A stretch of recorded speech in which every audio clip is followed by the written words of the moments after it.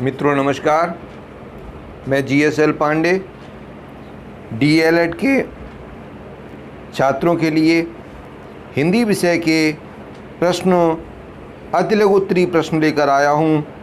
उनका अभ्यास एवं मनन कीजिए। तो इसका पहला प्रश्न है, विनय पत्रिका एवं गीतावली किस भाषा में रचित हैं? ध्यान दीजिए कि विनय पत्रिका एवं गीतावली की भाषा पूछी गई है। तो इसका उत्तर है कि विनय पत्रिका एवं गीतावली ब्रज भाषा में रची गई हैं और इनके रचनाकार तुलसीदास जी हैं। अगला प्रश्न 2, 3 5 करना, 9 2 11 होना, ये मुहावरे हैं। इनका अर्थ आपको बताना है। 3 5 करना एवं 9 2 11 होना। तो ध्यान दीजिए, पहले मुहावरे का अर्थ है 3 5 करना का अर्थ है बातें बनाना, और 9 2 11 होना का अर्थ है भाग जाना। इस प्रकार से आप अपने वाक्यों में इनका प्रयोग भी करने का अभ्यास करें। अगला प्रश्न 3, तद्भव एवं तत्सम का अर्थ क्या है? तद्भव एवं तत्सम का अर्थ बताना है। तो इसका उत्तर है कि संस्कृत से जो शब्द यथावत हिंदी में ले लिए गए वे तत्सम शब्द हैं, और जो शब्द बदले हुए रूप में प्रयोग किए गए हैं या किए जा रहे हैं उन्हें तद्भव शब्द कहते हैं। अगला प्रश्न है, विराम चिन्हों का क्या महत्व है? विराम चिन्हों का केवल विराम लगाने से मतलब नहीं है, विराम से संबंधित, अल्प विराम से संबंधित अन्य सभी चिन्हों के विषय में इसमें पूछा गया है। तो इसका उत्तर है विराम चिन्ह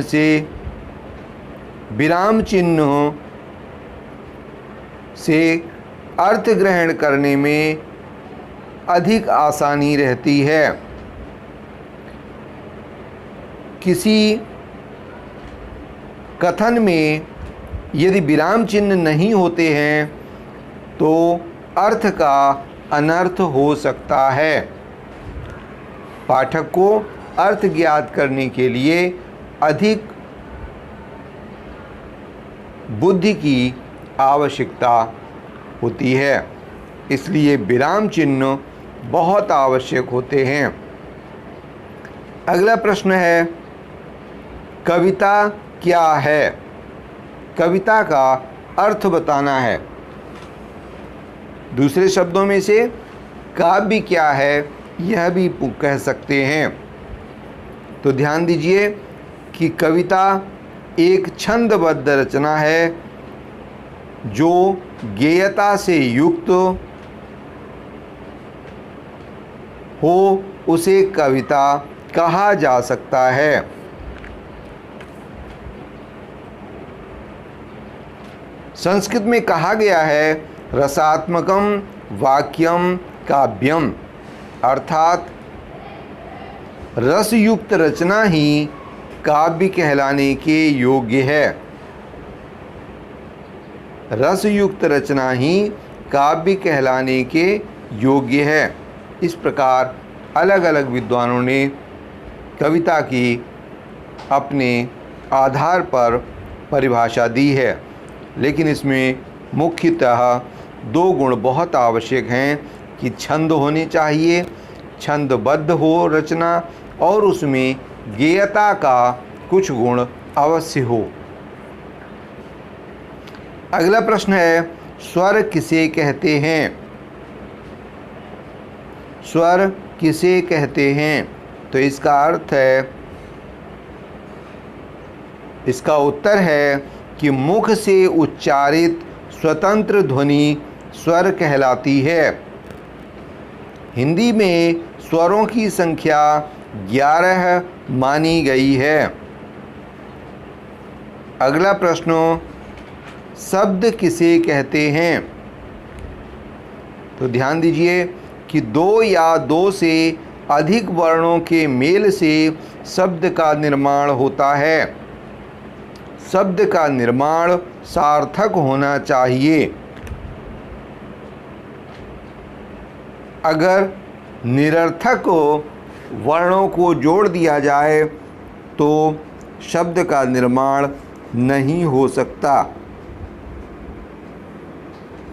अगला प्रश्न है, चौपाई छंद के लक्षण बताइए। चौपाई छंद पूछा गया है, तो ध्यान दीजिए कि चौपाई में 4 चरण होते हैं और प्रत्येक चरण में 16-16 मात्राएं होती हैं। इस प्रकार कुल मात्राएं हुई 64। पहले एवं दूसरे चरण का अंतिम वर्ण एवं स्वर समान होना चाहिए। इसी प्रकार तीसरे और चौथे चरण का अंतिम वर्ण और स्वर समान होना चाहिए। अगला प्रश्न, अव्यय के कितने भेद होते हैं? अव्यय, तो इसका उत्तर है कि अव्यय के 4 भेद होते हैं। नंबर 1 क्रिया विशेषण अव्यय, नंबर 2 संबंध बोधक अव्यय, नंबर 3 समुच्चय बोधक अव्यय और नंबर 4 विस्मय बोधक अव्यय। इन सभी अव्ययों के आप उदाहरण अपनी पुस्तक में ढूंढें। अगला प्रश्न है, सुंदर बालक सुंदर भोजन करके सुंदरता से खेला। फिर से देखें, सुंदर बालक सुंदर भोजन करके सुंदरता से खेला। वाक्य में विशेषण का चुनाव कीजिए।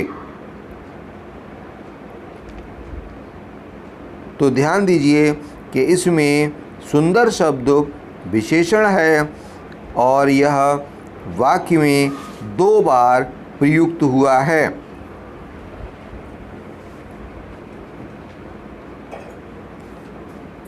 अगला है, प्रकृति के सुकुमार कवि कौन कहे जाते हैं? प्रकृति के सुकुमार कवि, तो ध्यान दीजिए कि सुमित्रानंदन पंत तो प्रकृति के सुकुमार कवि के रूप में प्रसिद्ध हैं। और अगला प्रश्न है, डॉक्टर राम कुमार वर्मा किस लिए प्रसिद्ध हैं? आप लोगों ने इनका नाम सुना होगा, डॉक्टर राम कुमार वर्मा। तो ध्यान दीजिए कि डॉक्टर राम कुमार वर्मा प्रसिद्ध एकांकीकार के रूप में प्रसिद्ध हैं और दीपदान उनका सबसे अधिक प्रसिद्ध एकांकी है। अगला प्रश्न है, देशज शब्द किसे कहते हैं? देशज शब्द, तो इसका उत्तर है कि जिन्हें बनाने का स्रोत अज्ञात है और जिन्हें आवश्यकता अनुसार बना लिया गया है, जैसे जूता, कटोरा, कठौता आदि, ये देशज शब्द के उदाहरण हैं। और अगला प्रश्न है, दान प्रत्यय से 4 शब्द बनाइए। दान प्रत्यय है, तो इससे शब्द बनेंगे खानदान, पीकदान, नादान, इसी प्रकार कूड़ादान। इस प्रकार आप और भी शब्द बना सकते हैं।